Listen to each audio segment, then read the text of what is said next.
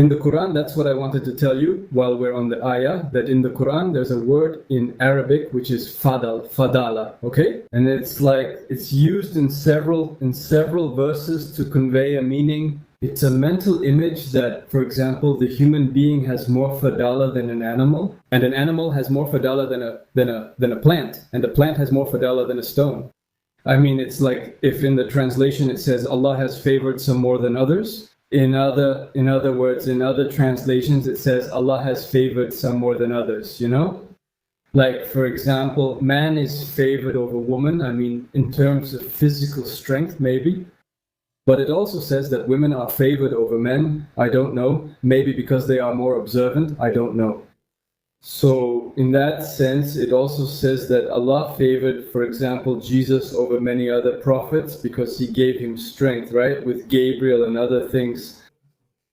So, in that sense, it also says that Allah Fadala, meaning he favored Israel, and he uses this term exactly. This word, Banu, which means people, as you just defined it better, which is civilization, says Allah favored the people of Israel. That is Jacob, right? Who is basically the son of, if I'm not mistaken, Abraham, right? The descendant of Abraham, right? So, in that sense, I know that in Islamic history there have been many sultans, many caliphs who have been quite hostile toward the Jews.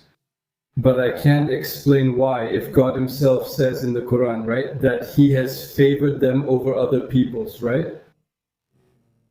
They would have that hostility, right? And above all, the fact that the Quran itself, I mean, says that the Torah is a revelation, just like the Quran, right? And that the Torah has Huda and Nur, right? Light and guidance. So what am I trying to say with all this, with this whole introduction? That you would see with I mean, would it change your perspective on Islam? Since obviously the Islam you're hearing about, you know, that is hostile toward Jews. Would your perspective change in that sense if you were to do, for example, dawah, let's say it like that? To expose not only the part that some Muslim groups are wrong and promote that hostility against Jews, and also add these parts that I'm telling you about to your videos, I mean, to your live streams, that kind of thing, that Muslims also have the peaceful side, right? On the good side, let's say the side that actually builds a better world, or rather that would build a better world. In this sense, don't ask a Muslim to give up or stop believing in the Quran and the Sunnah. Obviously, they won't do that, but they should follow what the Quran and Sunnah actually say.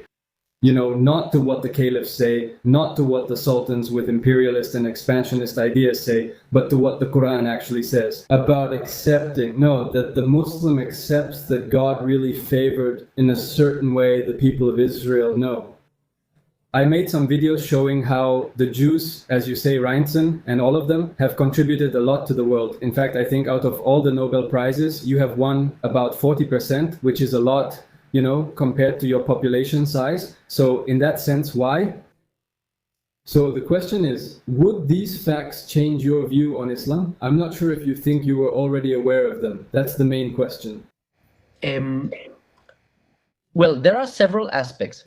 It's interesting what you say about Fadala, but in the Torah, in Deuteronomy, which is the 5th book of Moses, it says the opposite. It says that that Hashem did not choose Israel because we were better. It actually says that we are not better. But it's interesting.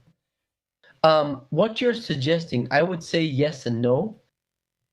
I think it would change in the sense that, for example, if those Muslims who are more radical, more hostile, stopped being hostile, then it would change. My trust towards them, obviously, like, for example, my trust towards Hinduism.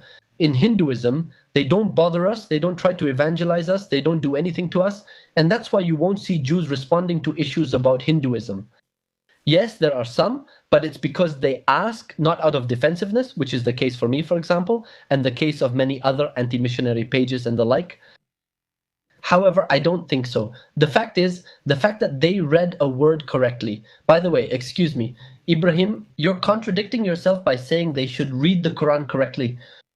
But just a moment ago, you were telling me, more or less, you were kind of demonizing Quranism, I could say. You were telling me that no, philosophy shouldn't be used to explain. It can't be that Muhammad split the moon in two. So Why does Fadal have to be interpreted that way and not like the extremist? Maybe the extremist is actually offering a more correct reading than the supposedly correct reading of Fadal.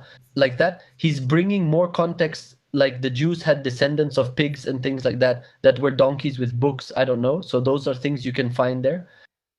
So I think that on an ideological level, the debate wouldn't change. Why? Because I think it's always legitimate, that debating is always legitimate to criticize, and that criticizing is only extremists. For example, look, in Christianity, there are people who are not extremists, but Christianity is a very widely followed religion. For example, progressives, progressivists, me, and that's it. That's why we're here. They can be analyzed. Why? Because if we Jews truly start from the idea that our role is to be a light unto the nations, we must address the topic that draws so much attention. Out of 1.8 billion people on the planet, I think today it's even more, 1.9. So if this topic touches the hearts of so many people, I think that even if they're not hostile, it's still a topic we need to address in a very, I don't want to say forceful way, certainly not by attacking, obviously, but in a very serious manner. So I think that in the end, this so-called rivalry would still exist, maybe not a hostile one, but this debate over who holds the dialectic of humanity would still continue. Look, because, I mean, why am I telling you this? It's not to say that I'm not telling the radical, for example, that they're wrong just because, but rather specifically in the case where he believes that when in Surah Al-Qamar it says, the hour is near, the moon is split. Yes, and then it says it was a miracle, it was an obvious miracle. The radical reads that and says Muhammad split the moon, right? But if I look at the Arabic wording, precisely not to contradict myself, because I couldn't, if I find a contradiction, then I would have to admit at least that the Quran was not written, was not a message from God, right? But if I look at the Quran, I see that's exactly it. I mean, the interpretations made by radical Islam, precisely being radical, is exactly the mistake they often make, right? That's why they have a theological message to share. It's not just about the moon splitting or taking things out of context.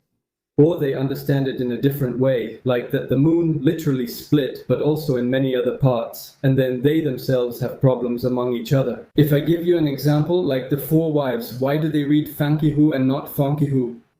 In that context, to sum it up, it would be that the orphans should marry with those who, that they should have multiple marriages. The orphans in pairs, trios, and groups of four. And no, as it has normally been interpreted, that people, al-nas, should marry 2, 3, or 4, or even the Ottoman sultans, that people should marry 2, 3, or 4. Completely distorting the verse. When I read the Quran, I try to have academic honesty, right? I'm not going to defend something that obviously destroys or urges you to destroy a people, right? That's absurd. It's like if I picked up a book and it talked about, destroying Latinos. So it's like that book is against me just because I'm Latino, right? It doesn't make sense for me to defend that. That's why in many parts of the Quran, it's obvious that it says that some Jews are like donkeys with books. Not all Jews, because of course then the Quran says that the Torah has guidance and light, and that the rabbis and the doctors of the law take from there the ideas that have helped humanity. The Quran itself says that. So yes, you have to read those laws within their context so that you don't take them out of context. And that's the work you do, exposing these groups, the radical ones who believe in what you're talking about. Because, of course, a normal Muslim, for example, a Hispanic convert, a Spaniard who converted to Islam, and then he watches your videos. And of course, you're exposing the radical group that's interpreting the Quran in that particular way. Isn't that encouraging them to hate you and all Jews just for being Jewish? Many TikTokers do this by labeling someone as Jewish. And this work of providing context and exposing, radicals who have theological ideas, right? To discredit, in this case, Judaism and to favor Islam and make everyone convert to Islam, that's not true. And accusing them of things like that you killed prophets or this and that, when the Quran doesn't say al-Yahuda, al-Faktulu, Allah's Rasul, it doesn't say that. It says some of the people of the book, some people not even of the book, it says some of the people of the scripture who killed their prophets. And it says, can you give an example? For example, Ben Yehoyada, I think that's the prophet who was killed. I don't remember the name very well right now, but you know, I mean, I partly do the same thing you do because I also make videos here exposing how these radical groups distort the Quran in a certain way, you know? Well, in that sense, I think that's what needs to be done. I mean, But if you allow me, there's a very big difference here. As you pointed out, if I criticize Islam and I'm not very clear about what I'm referring to, who I'm referring to, it's easy to interpret that I'm attacking Islam as a whole. But in Islam, there are many, many schools. There are Zionist schools. There are Muslims in the Israeli army. I mean, no. That's why if criticism comes from someone like me, an outsider, it may be seen as very general. However, but on the other hand, if the criticism came more from voices like yours, Ibrahim, your voice is very unique. You don't hear voices like that. I have to say it as someone who has been closely following this conflict for an entire decade, giving talks in various countries around the world, interacting with countless Muslims, the ones they call moderates. According to intelligence services around the world, some say 15% and others 25% of Muslims are extremists. We're talking about almost 500 million extremists. But my question isn't where the extremists are. Okay, I know we have to fight the extremists, blah, blah, blah. My question is, where are the moderates, Ibrahim? Because, okay, you decided to speak out here. I see the comments in this chat. I've already seen a couple of people cursing at you and all that. Muslims. Why? Because you don't think like a radical. Where are the other moderates? Maybe, Ibrahim, sorry for interpreting it this way. Maybe you are the radical. Couldn't it be interpreted like that? Because I'm going to tell you about my experience. When I hear, for example, Muslims, moderate Muslims, yes, what do they say? No, I have nothing against Jews. And I ask them about, for example, Hamas. They tell me, no, Hamas is a resistance group. ISIS, the state, yes, the Islamic State, that's what they call themselves. No, they are a creation of the CIA and Mossad. They're not Muslims. The Taliban are just a Western reaction. All these groups are not Muslims. They tell me, no, they are not Muslims. Let's see, please, how long will this state of denial last? So maybe, Ibrahim, maybe the equation is that you're the extremist in a good way, okay? I'm saying in a good way. But where are the moderates? Maybe there are no moderates. That's the feeling I get. I know there are moderates. Again, they're in the army with me. I'm no longer a reservist, but when I was in the army, there were Muslims with me in the army, fighting hand to hand, shoulder to shoulder. But the moderates speaking on social media, they're not there. Maybe you're really too far outside the norm. Maybe you're not even representing Islam. So, do you understand my big difficulty? The truth is, look, I don't have words to reply to what you just said because, I mean, what I don't understand, and let me ask you, this is, I mean, off script. Why? Why is there hatred against Israel? Because, well, it's not just that I see, of course, I move in groups that aren't Muslim, but let me tell you, I've seen people who aren't Muslim who don't even believe in God. I mean, they're progressive, and still supports Hamas, still hates Israel. I mean, still hates Jews. They see them as something bad. And they even make jokes about the Holocaust, you know, like saying the man with the mustache should come back again, that kind of thing. That's what I don't understand it. I mean, I don't know if you have, that's why I'm asking you a more personal question. Do you have any theory about why you think that? I mean, if you've thought about this, why? There's this kind of aversion towards the Jewish people. I mean, because it's real. I mean, look, before, when I used to read about this conflict, I remember that the first time this conflict happened was in 2006, right? When Hamas attacked and, well, won the elections and all that. Remember all those problems? My grandpa said, my grandpa wasn't really religious. He wasn't someone who followed a religion or anything. And exactly, right? All my people, right? They started saying, no, it's that the Jews have to come out on top because Muslims are too violent, that kind of thing. And my grandpa told me, do you think these people, I mean the Muslims, who are so violent against the people, do you think they really follow a divine message? You know? That's what he said. I mean, my grandpa kind of said, I mean, he obviously said these people don't really follow a divine message. Why? Why? Those questions to Ahmado's Muslims, to those who support those groups, are people who tell you they do that because of the divine message, you know? Okay. But Ibrahim, those are the ones who also say it's a divine message. But there are people who say, no, never, they're not Muslims. No, and ISIS are not Muslims. For me, that's a state of denial. It's right before their eyes. The fact that they also have the 5 pillars, they have the Quran, and they follow the Hadith, etc., that they have other different interpretations. Why is it so hard among moderate Muslims? Why is it so hard to see them? I'm seeing you. But moderate Muslims, why is it so hard for them to speak up and say, no, this interpretation exists, it's extreme, it shouldn't be like that? It's like, let it be less about denial, less about that, because hating Israel, okay, but accepting or turning a blind eye or trying to deny. Do you understand what I'm trying to say? Yes, totally. I mean, it's like what you said one day, right? The conflict would begin to resolve once Muslims speak out, raise their voices, and condemn Hamas, as you said. That's when the problem would start to be solved. Because honestly, I mean, I don't understand if they don't read the foundational charter, if they don't read the hadiths, which specifically talk about ending Judaism. I mean, I really don't understand why people don't speak up sincerely. I mean, that I couldn't even apologize on behalf of Islam, you know? If not, I would simply tell you that what I can do is keep showing that they have a very mistaken interpretation. And that's it. I mean, that's what I could promise you, because in the end, I don't have a political voice, nor do I have the power to influence a group of people, right? I mean, maybe 1 or 2 people who usually write to me privately here on my page and say, well, thank you. I hadn't realized that I was following a sheikh who was leading me down the wrong path, right? I mean, it's obvious, it's clear what you're saying. I mean, a message from God can't eliminate you. I mean, can't order someone to be eliminated, right? So, I don't know, honestly.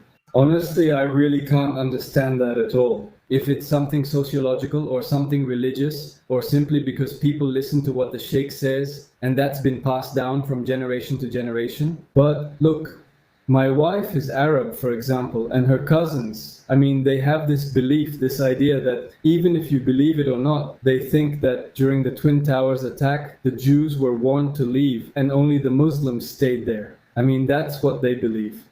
They have that belief. I mean, I don't really know. I don't know if it's something about egos, like one thinks they're poor and the other does too. Honestly, I don't have a sociological explanation. I mean, I know it's like you said, right? That you don't like interreligious dialogues because nothing ever comes out of them.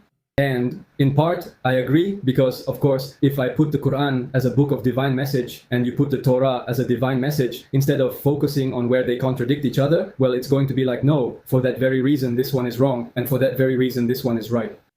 But I honestly think that the path to peace would be to reach a point where we only talk about what we have in common, you know? About what the Torah and the Quran have in common. For example, the Quran says the Torah is a message from God, and the Quran is also a message from God. I mean, since both are messages from God, there must be some points in common between them on which we can base ourselves as people who follow God, right? Hashem, as you call him, or Allah, as we call him. I mean, I don't know if you think the same way as I do in that sense. But again, I believe that interreligious dialogue is useless. However, I agree with you that yes, the common factor is the only thing that can solve it. Actually, the Torah suggests something similar. When it talks about Hagar, these are symbols. And I'm not saying that Islam is a biological descendant, impossible, or even an ideological descendant of Ishmael. They are symbols. From Hagar comes Ishmael, and Hagar leaves. She is expelled from Sarah's house. But what does the angel say to Hagar? He says to her, "Where are you? Where are you going?" And she says, "I am fleeing from the presence of my mistress." Then he says, "Return to your mistress." What does this whole dialogue mean? That in truth, the way is to return. I believe that if Islam, as you suggest, returns to the common ground it shares with Judaism, like seeing that in truth, there are many things that really, as an Orthodox Jew, when you read the Quran, you see Midrash, you see Talmud, you see the Tosefta, you see things that are in the Jewish sources. The Muslim doesn't see it because he doesn't know the Jewish sources. But the problem is here. You say that, okay, the Quran says that the Torah also has this validity. However, in Islam generally, you hear the claim that the Jews corrupted the Torah. So the Torah that is mentioned in the Quran is not the same as the one the Jews have.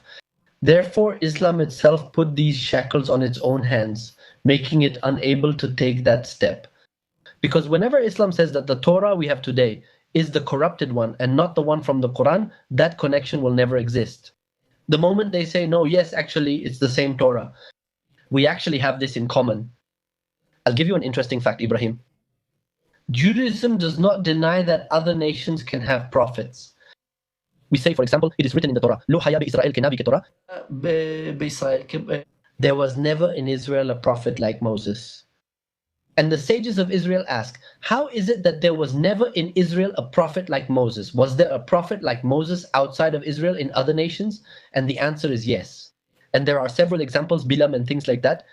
So in that regard, there was also Natal Fayumi. He wrote that Muhammad could have been a prophet, but all of it is the denial of the Torah.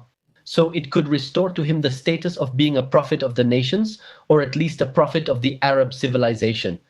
But the fact of disconnecting him from the original source, because he is, since the Torah, the Quran, actually takes the Torah as the original source, it's just that the narrative that it is distorted is what creates this barrier. I believe that when Islam manages to remove that denial that the Torah we have is actually valid, yes, that step toward ideological reconciliation can be taken.